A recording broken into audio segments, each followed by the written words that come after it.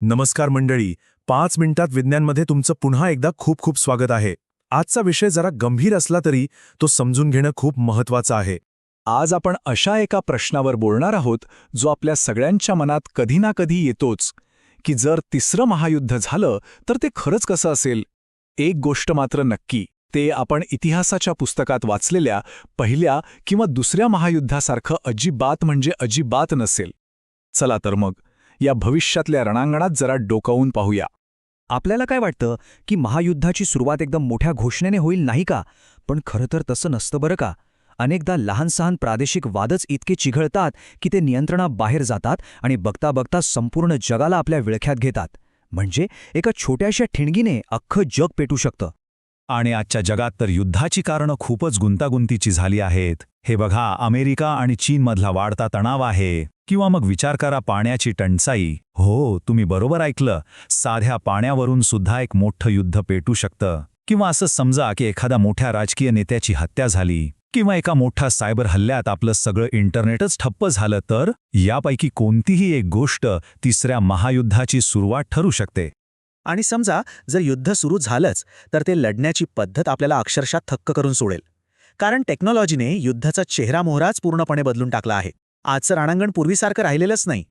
आता युद्ध म्हणजे फक्त जमिनीवर सैनिक लढतायत असं चित्र नसणार आहे. नाही, भविष्यातल्या युद्धाची आघाडी तर सगळीकडे असेल. आपल्या घरातल्या कम्प्युटरच्या स्क्रीनपासून ते थेट वर आकाशातल्या ताऱ्यांपर्यंत. युद्धाची 3 नवीन आणि खतरनाक क्षेत्र असतील. पहिलं सायबर स्पेस, जिथे हॅकिंग करून एका क्षणात वीज, पाणी, इंटरनेट, फोन सगळं बंद पाडलं जाईल. दुसरं म्हणजे अंतराळ, जिथे उपग्रहांना शस्त्र बनवून विनाशकारी इलेक्ट्रोमॅग्नेटिक पल्स म्हणजे EMP हल्ले केले जातील. म्हणजे असा हल्ला जो तुमच्या भागातली सगळी इलेक्ट्रॉनिक उपकरणं कायमची निकामी करून टाकेल. आणि तिसरं खरंखुरं रणांगण, जिथे माणसं नाही तर आर्टिफिशियल इंटेलिजन्सवर चालणारे ड्रोन्स आणि रोबोट सैनिक लढतील. तर मग अशा परिस्थितीत जागतिक युद्धाचे 2च संभाव्य परिणाम असू शकतात.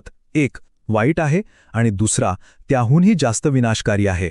चला बघूया हे 2 पर्याय नेमके काय आहेत. आता ही स्लाइड जरा नीट बघा. पारंपरिक आणि अणुवस्त्र युद्धातला फरक इथे स्पष्ट दिसतोय. पारंपरिक युद्ध झालं तर अमेरिका आणि चीनसारखे देश असतील, जागतिक मंदी येईल आणि लाखो लोकांचा जीव जाईल. पण दुसऱ्या बाजूला आहे अणुवस्त्र युद्ध, ज्यात अमेरिका, रशिया, चीन, नाटो सगळेच उतरतील. आणि त्याचा परिणाम संपूर्ण मानवी संस्कृतीचा नाश, अब्जावधी लोकांचा मृत्यू आणि कदाचित मानवजातच कायमची संपून जाईल. फरक किती मोठा आणि भयावह आहे बघा. आणि म्हणूनच सगळ्यात महत्त्वाचा मुद्दा हा आहे की एकदा का अण्वस्त्रांचा पर्याय वापरला गेला की सगळा खेळच बदलून जातो. ही काही साधीसुधी शस्त्र नाहीत, यांची शक्ती आपल्या कल्पनेच्या खूप पलीकडची आहे. सध्या जगात अंदाजे 14,000 अणुवस्त्र आहेत.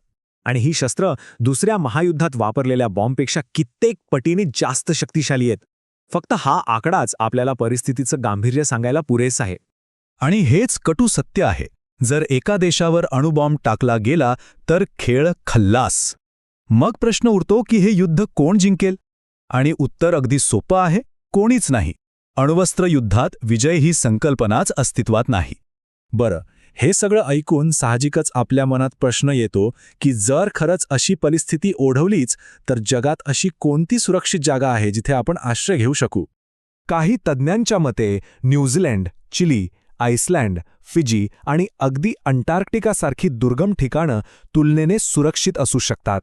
याचं कारण म्हणजे ही ठिकाणं स्वयंपूर्ण आहेत आणि जगाच्या राजकारणापासून खूप दूर आहेत. त्यामुळे युद्धाचा थेट परिणाम इथे कमी जाणवेल असं मानलं जातं.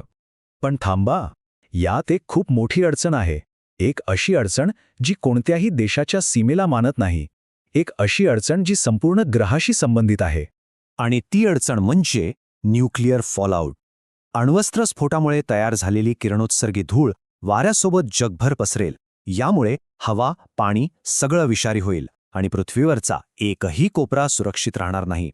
त्या क्षणी तुम्ही न्यूझीलंडमध्ये असा किंवा अंटार्क्टिकामध्ये काहीच फरक पडणार नाही.